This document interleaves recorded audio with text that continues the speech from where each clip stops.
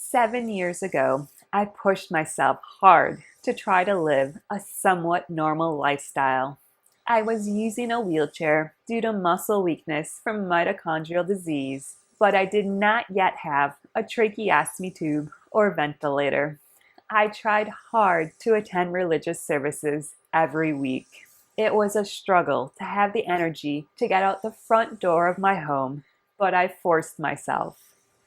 In September of 2014, my mom was in a horrible car accident. Her car was totaled and she sustained brain and neck injuries.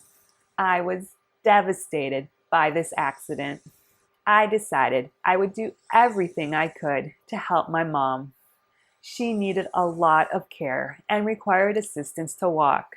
I expended all my energy caring for my mom. A few days after the accident, I was emotionally drained. I went to religious services in hopes of finding peace, strength, and comfort from my fellow congregants. After the service, a woman, whom I will call Mary, approached me and asked if I could call people to find out if the information listed in the database was correct. I told Mary I was extremely busy and did not have time to help her. Mary remarked, "Well, I have a family. I do not have time to do this." Mary then pointed at me in my wheelchair and said, "You just sit at home all day. You have lots of time to call people."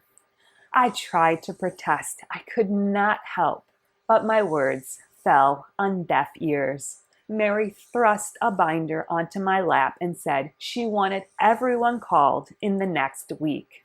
Mary walked away.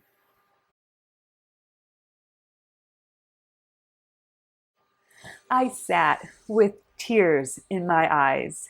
How could I do this task? My mom's car was totaled. That meant we only had one car. I had to get up and drop my dad off at work. I then returned home to get my mom out of bed, get her breakfast, and get her ready for the day. Most days were spent traveling to medical appointments and physical therapy. I next had to be back home to pick up my dad from work. Then it was time to cook supper, get my mom ready for bed, and collapse from exhaustion due to mitochondrial disease into my own bed. I did not have time to call the people. Furthermore, my cell phone had limited minutes. I only used my cell phone for emergencies. Since I was gone for most of the day, taking my mom to medical appointments, if I was to call all these people, I would have to use my cell phone and call while I waited for my mom during her appointments. Who was going to pay for all these extra cell phone minutes? And where was I going to find the energy to do this task? I left the sanctuary, and when I got to the car, I sobbed uncontrollably. I felt completely overwhelmed. When I got home, I told my mom about the task I was assigned. My mom told me I could use her cell phone, which had unlimited minutes, while she was at appointments, and she would take my cell phone. I breathed a sigh of relief and appreciated my mom's generosity. During the next 7 days, I sprinted through the week, driving my mom to medical appointments, taking my dad to and from work, and helping my mom with many activities of daily life. Any free moment I had, I called the people on the long, long list. The task was tedious. Most of the people were elderly, and I had to repeat myself over and over again because the person had a hard time understanding me. Calls would get dropped, and some people would not answer the phone because they did not recognize my phone number. Slowly, over the course of the week, every person on the list was called. When it was time for services the next week, I was shaking uncontrollably from exhaustion, but I was so thankful I was able to complete the task.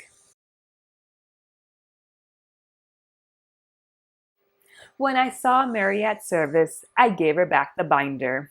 As I was giving Mary the binder, another congregant came up to me and said, "Oh, I am so sorry to hear about your mom's bad car accident. I am so sorry she suffered so many injuries.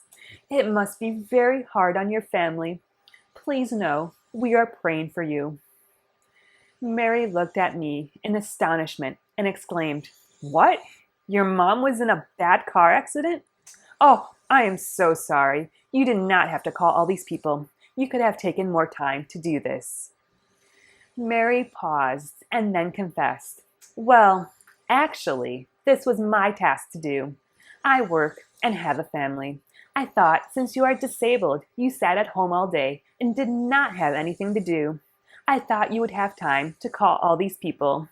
I also thought giving you this task would make you feel important. I did not know that you actually had a lot of things going on in your life. I could have called these people. My life is not that busy. Well, thanks for doing this for me." Mary then walked away.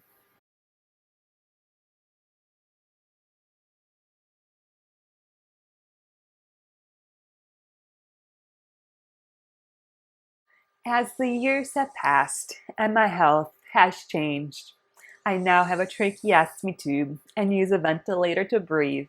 People continue casting a stigma on me. Instead of believing I need to accomplish something during my long days at home, they now believe I'm too incapacitated to do anything. Invitations for events never come. People assume I will not attend a gathering, and thus they do not need to tell me about the event. It hurts when people exclude me from their lives, but I have learned to accept it. I try to see the blessing in each and every circumstance. It is not always easy, but I remind myself that God works all things for good. Thank you so much for joining me. Please remember to like and subscribe down below. And to all those who celebrate Shana Tova, may the year 5782 be sweet like apples and honey. I hope you have a great day and a wonderful week. Happy New Year. Bye-bye.